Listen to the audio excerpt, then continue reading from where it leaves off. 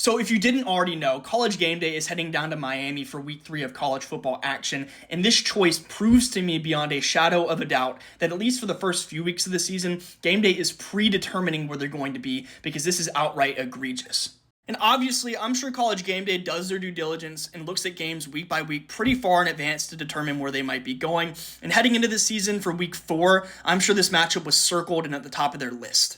If we were talking about this before the season, looking at this matchup on paper, this would be a perfect candidate for a College Gameday. Obviously, 2 heated in-state rivals with very high expectations of them heading into the season, and 2 quarterbacks who were expected to be 2 of the best in all of college football. However, we're 3 weeks in, and that is just simply not the case.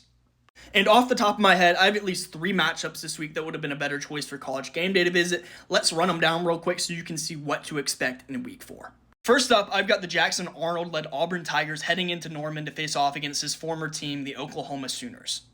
This was a one-possession game in Auburn this past season, and I expect it to be a close one again. Oklahoma is currently favored by 6.5 points, and I expect it to be a fun quarterback duel between 2 of the most exciting quarterbacks in the SEC so far this season, and John Mateer and Jackson Arnold. Next up, I've got number 9 Illinois visiting number 19 Indiana. These are 2 teams who have pretty much been untested up until this point this season, with the most impressive win between these 2 teams coming from Illinois going on the road and beating Duke.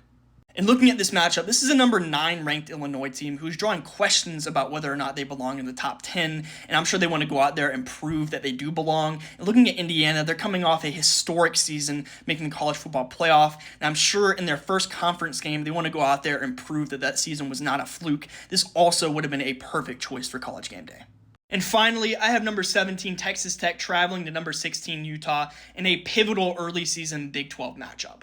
These are 2 very solid teams. Utah coming over from the Pac-12 with a storied history of winning. Texas Tech hasn't had that much luck in that department as of late. However, this is a team who has benefited from the changes recently in college football with NIL and their boosters' help. And they've built a team that they think can not only compete for the Big 12, but for a spot in the college football playoff.